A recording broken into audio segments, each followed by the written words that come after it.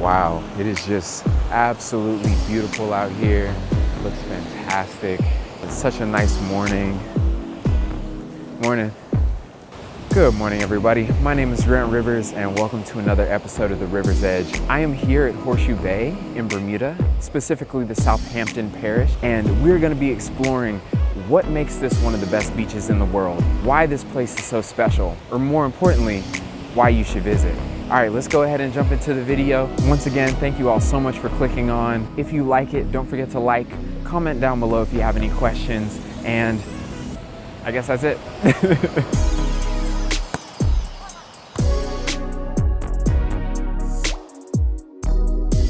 Welcome to Horseshoe Bay!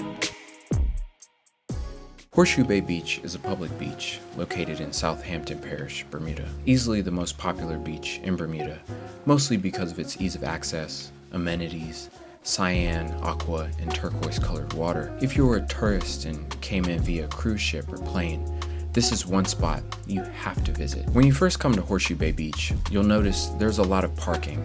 Taxis are numerous, and there's even a bus stop at the top of the hill. This is very reassuring because you'll never get that feeling as if you're stranded and don't have a way to get back home. The beach naturally feels very accommodating, even from the parking lot. So even though it feels new, you won't feel like you're in a sketchy situation. On the left-hand side, as you walk towards the beach, there's a stand where several women usually braid hair and sell nicely shaved snow cones. On the right-hand side, as you walk towards the beach, there will be a greenish colored building where you can change into your bathing suit, use the bathroom, or if you're ending your day, there are several faucets available on the outside of the building for you to wash the sand off your feet. Most people do this before they get into their car or taxi as a common courtesy. Horseshoe Bay Live, formerly known as Rum Bum Beach Bar, is the last pit stop before you turn left to actually enter the beach. They offer a wide variety of drinks, both alcoholic and non-alcoholic, in addition to selling foods such as sandwiches, burgers, wraps, chicken, fries, and more. Also, if you don't want to go back to the beach to eat your food,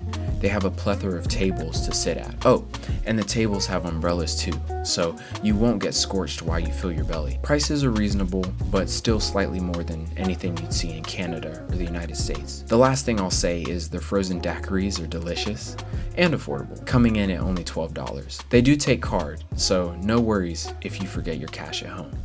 Alright, the moment of truth.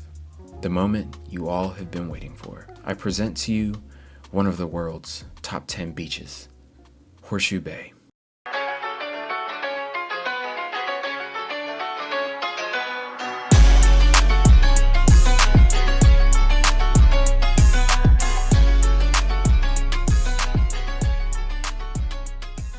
Horseshoe Bay Beach is a remarkably clean beach. It is raked regularly by the Parks Department, so there isn't a large amount of seaweed or large pebbles strewn about. You'll quickly notice this beach's sand is extremely white with hints of pink speckled throughout. According to the Bermudian, parrotfish are responsible for creating the brilliant pink sand of Bermuda's beaches. As parrotfish scrape algae off of the underwater rocks, a little bit of the rock comes off too. When parrotfish ingest rocks and red forams, which are invertebrates, it is eventually expelled by the fish as sand, with the red forams giving the sand a pink tinge. Horseshoe Bay is an extremely long beach. In fact, it is but one of many beaches strung together along the southern coast of Bermuda. It's less horseshoe-shaped and more so shaped like a crescent moon, but I guess we can all collectively give it a pass. You'll notice that even during the peak tourism season, you can still find enough space to be comfortable with your family and loved ones. The water is generally calm. Just ask this awesome couple that I ran into while filming. What's your favorite thing about Horseshoe Bay Beach? The calmness, the calmness and the serenity of the place. It's beautiful.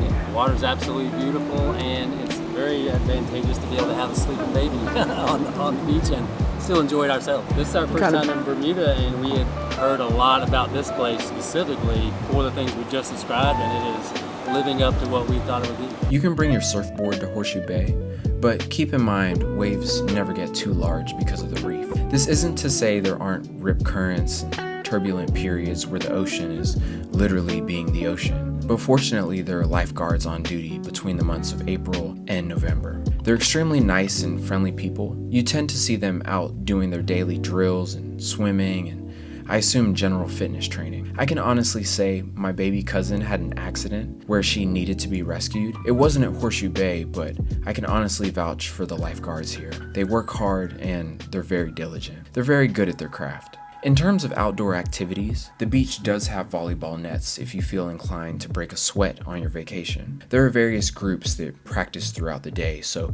you might have to wait until after they're done, but once they're done, have at it. I believe I've seen as many as 3 practice nets set up at one time, so there's certainly a thriving beach volleyball culture here on the island. If you're lucky, you might even be fortunate enough to check out some of the national beach volleyball team members preparing for a match on the weekend.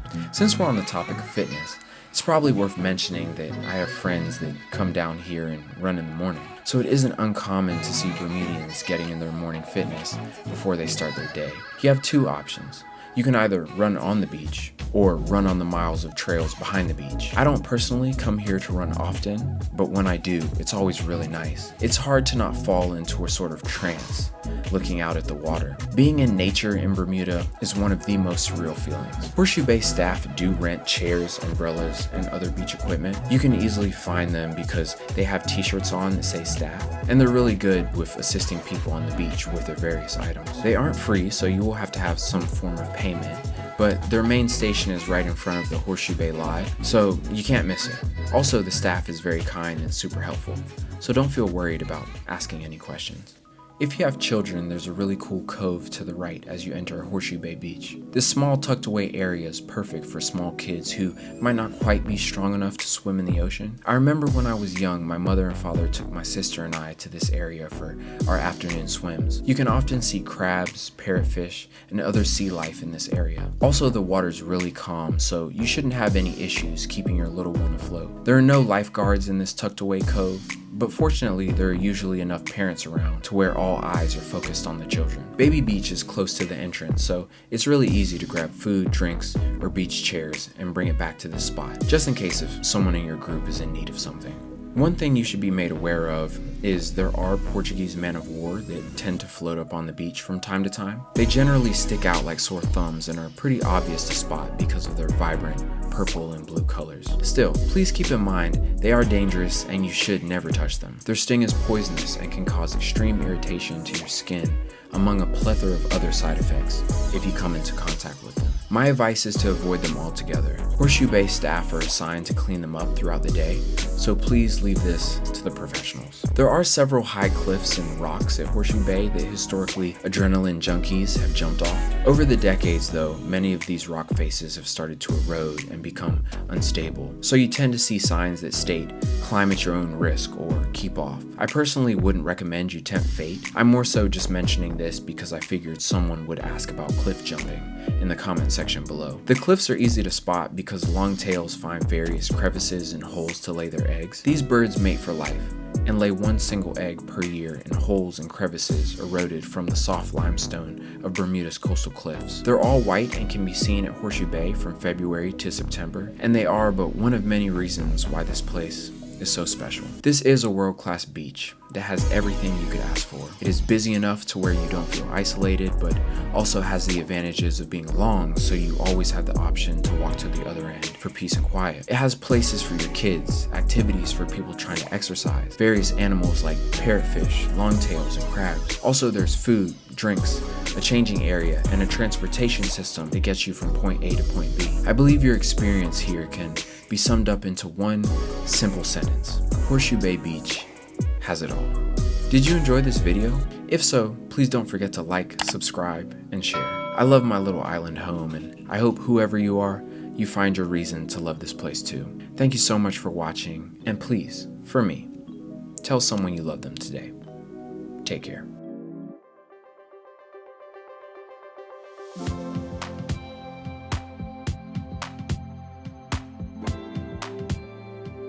So my name is Chris Farrell, and I'm on the autism spectrum, and I have Asperger's, and I've always had a great love for geography, and I'm on a unique quest, and that's to become the first person with autism to visit every country in the world. And so Bermuda is country number 68. So country number 67 was East Timor, and country number 69 is going to be South Africa, and country number 70 is going to be Namibia. I just love the world.